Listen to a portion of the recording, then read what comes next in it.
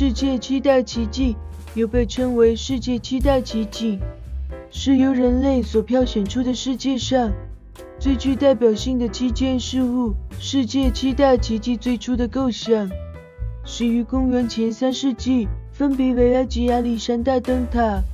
巴比伦空中花园、奥林匹亚宙斯神像、土耳其阿尔忒尼斯神庙、摩索拉斯亡灵墓、罗德岛太阳神铜像以及著名的埃及胡夫金字塔。由于古代七大奇迹全都集中在地中海地区，而且至今只有胡夫金字塔仍然存在，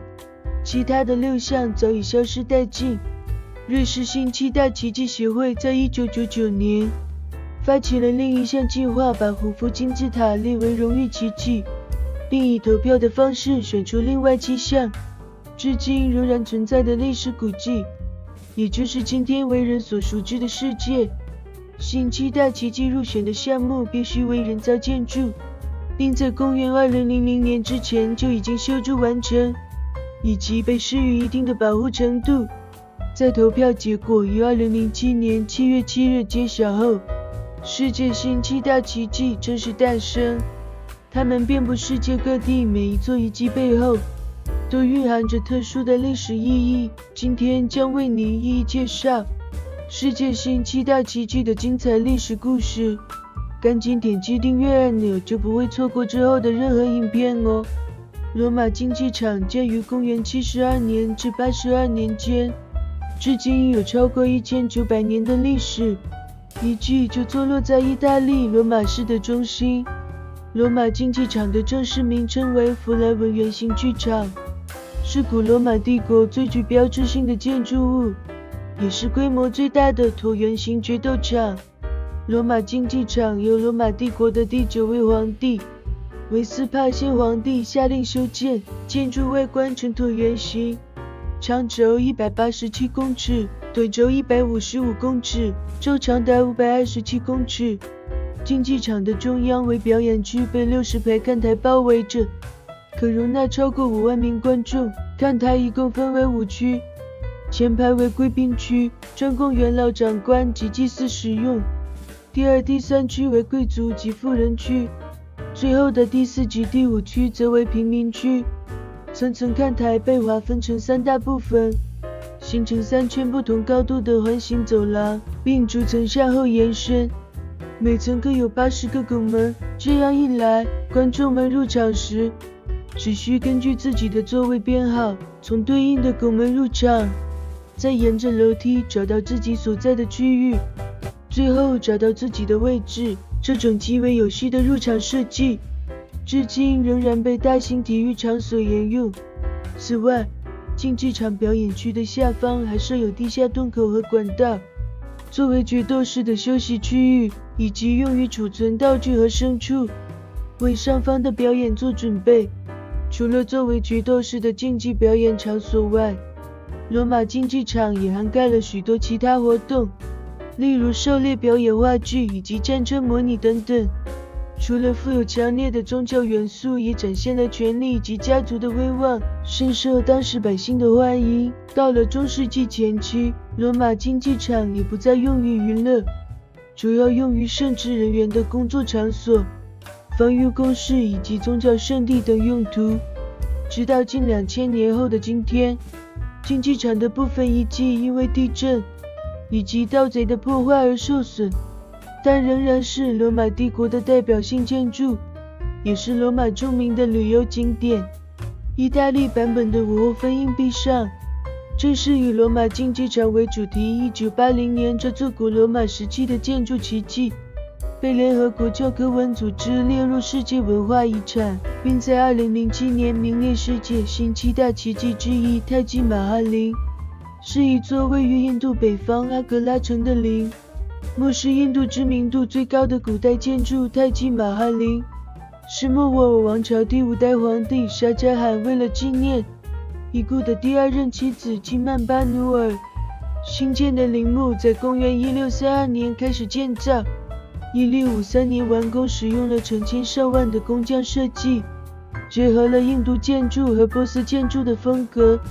占地达17公顷，作为陵墓用途。泰姬玛哈陵却是一座拥有多样建筑的复杂建筑群，除了主殿外，陵内还建有庭院、清真寺、吉达便厅等多座次建筑。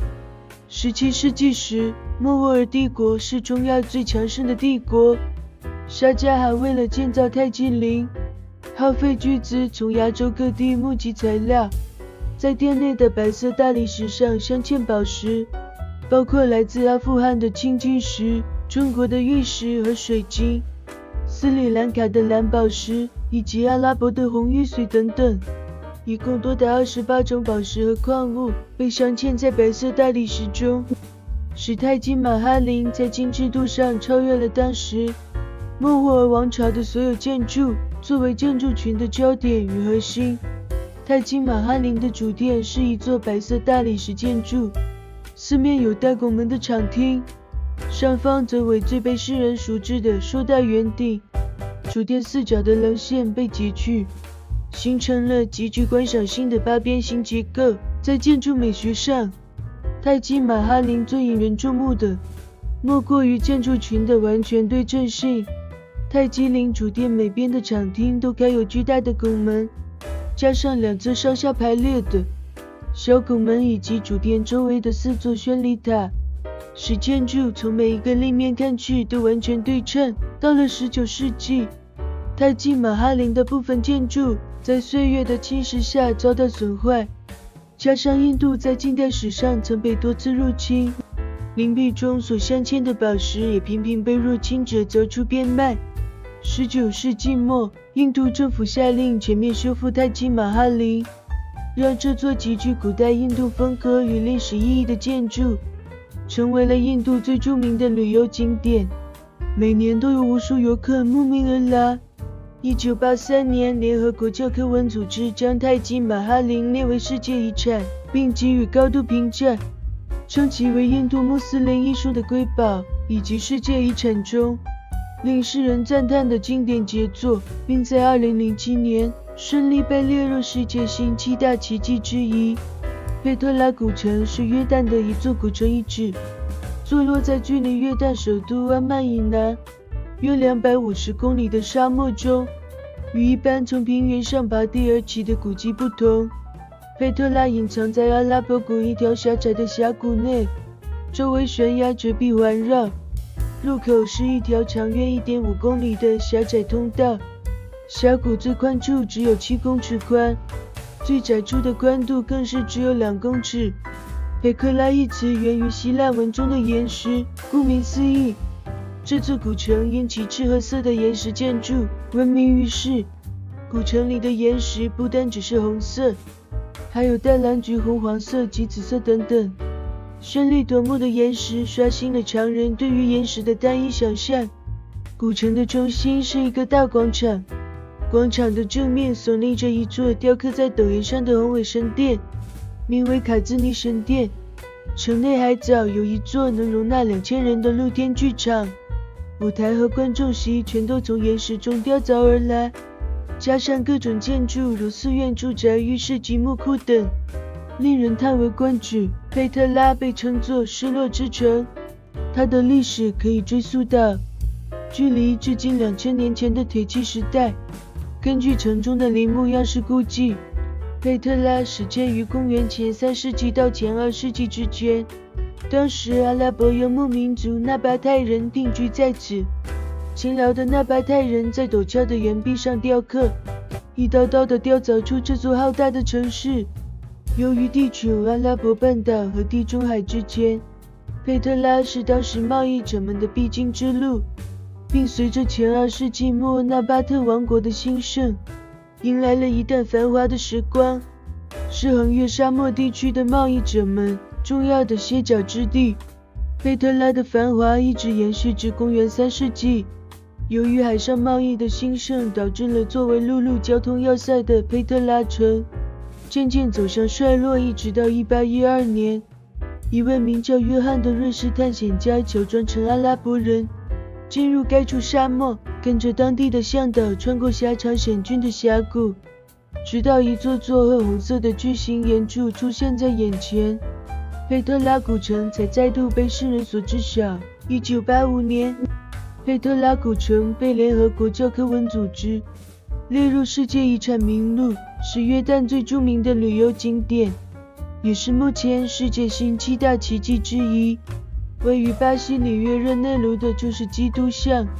除了是里约的地标，也是世界上最著名的巨型雕塑之一。这座巨大的基督像落成于1931年，身高30公尺，建在8公尺的基座上，总高38公尺，重量超过1100吨，耸立于里约国家森林公园内高710公尺的科科瓦多山顶。基督像脚下的基座同时也是一间能够容纳15人的天主教教堂。雕像中的耶稣基督身着长袍，双臂平举，深情地俯瞰山下里约热内卢市的美丽全景。除了预示着博爱的精神和对独立的赞许，更是巴西人民热情的象征。在里约建造一座基督纪念雕像的想法诞生于19世纪50年代，由当地的一位神父提出。无奈神父在资金的筹措上处处碰壁，加上1889年巴西共和国建立，法律明令政教必须分离，使这个想法夭折于摇篮之中。一直到70多年后的1921年，建立宗教地标的设想再一次由里约的一位主教亲自提议。适逢一战刚刚结束，巴西的天主教徒认为，如果让政教持续分离，将导致民众逐渐缺失宗教信仰。随后主教组织了一项名为纪念像周的活动，来吸引捐款，并在全世界范围内举办基督像设计竞赛，一系列的筹备活动在巴西政府的默认下如火如荼地进行。最终这座纪念雕像由法国纪念碑雕刻家保罗·兰多斯基设计。在研究了各种设计方案后，建设团队决定以钢筋混凝土代替钢材，并以拥有高柔韧性的滑石作为雕像的外层材料，让雕像能更好地抵抗恶劣的天气。1931年10月12日，这一天是巴西珠宝阿帕雷西达圣母的纪念日，就是基督像在这天正式落成，并在科科瓦多山上举行了盛大的落成典礼。巨大的耶稣塑像耸立在高山的顶端，无论白天还是夜晚，从室内的大部分地区都能看见。耶稣像面向着碧波荡漾的大西洋，张开着的双臂从远处望去就像一个巨大的十字架，显得庄重威严。就是基督像在落成后迅速成为了里约的地标性建筑，是基督教极具代表性的名胜，也是7大奇迹里最年轻的项目。马丘比丘位于秘鲁东南部，是印第安3大古老文明之一，印加帝国的著名遗迹，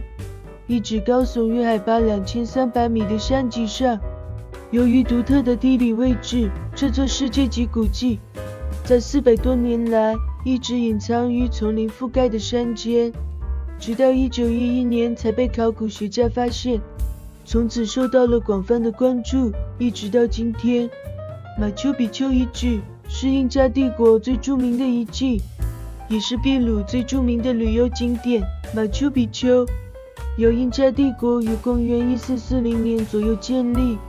是一座专为印加贵族打造的乡间庄园。这座山间古城由超过140栋建筑物所组成，除了建有庙宇、公园、泉水和居住区外，还有由巨大的花岗岩堆砌而成的台阶。虽然建立在陡峭狭窄的山脊上，马丘比丘的城区规划却井然有序，配有完整的水利系统，泉水一字流淌过每一间房屋，水渠和灌溉系统巧妙相连，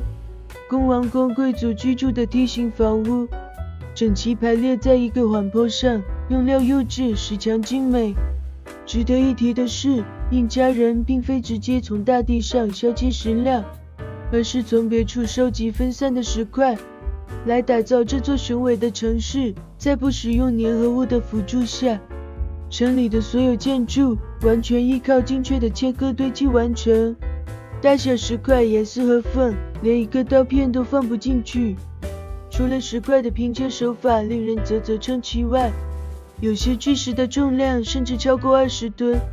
至今仍没人明白印加文明究竟是如何能将如此重的巨石搬上险峻的山脊。1983年，马丘比丘被联合国教科文组织定为文化与自然世界遗产，并在2005年5月与稍前所介绍的约旦佩特拉古城成为姐妹城市。两座城市都在各自的文明中有着不可替代的地位，受到全世界的关注，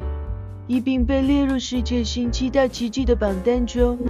位于秘鲁的印加文明、墨西哥的阿兹特克文明以及中美洲的玛雅文明，是美洲大陆上最著名的3处古代文明，被世人统称为印第安3大古老文明。在这3大文明里，又以神秘的玛雅文明最具知名度。玛雅文明起始于公元前1500年，在天文历法、建筑文字上皆富有极高的造诣。接下来为您介绍的这座文明古迹，正是由神秘的玛雅文明所建造。这座遗迹名为奇琴伊察，坐落于墨西哥境内的尤加敦半岛。早在公元5世纪时就已经建成，是玛雅文明全盛时期的主要城市。一直到公元1221年，由于玛雅文明爆发了大规模的起义和内战，统治中心迁移至别处，奇琴伊察才逐渐被遗弃。奇琴伊察保留了许多精美的石头建筑，其中又以玛雅金字塔最为著名。这座壮观的金字塔雄居奇琴伊察遗址的正中央，与埃及金字塔不同。玛雅金字塔的地基呈方形，四边阶梯式上升，直达位于金字塔顶端的庙宇。玛雅金字塔在设计时所采用的数据均经过精心计算，具有充分的天文意义。金字塔的四面阶梯准确朝向东南西北，台阶和阶梯平台的数目分别代表一年的天数及月数。玛雅金字塔的4条底边相差不到20厘米，误差率不到1/1000，东南角和西北角的高度仅仅相差1.27厘米，误差率也不到1/1000。在没有水平仪及动力设备等现代化测量手段的情况下，生活在2000年以前的玛雅人究竟是如何建造出如此精准的金字塔结构，至今仍让所有物理学家摸不着头脑，成为了古代文明里其中一项最扑朔迷离的未解之谜。玛雅金字塔周围约5平方公里的土地上还建有一系列建筑，包括庙宇、住宅、政府宫殿，以及一座长达166公尺、宽68公尺古中美洲规模最大的足球球场。此外，遗址里还建有标识这玛雅文明卓越智慧的建筑。天文台通过观察太阳照射在台内形成的阴影，玛雅人能准确判断夏至与冬至的到来，制定复杂且精确的日历系统，充分反映了玛雅文明在天文历法上的超高造诣。奇琴伊察于1988年被评为世界遗产，2007年被评入世界新7大奇迹。除了作为玛雅考古学的主要遗迹，也是墨西哥非常受欢迎的旅游胜地。公元前220年，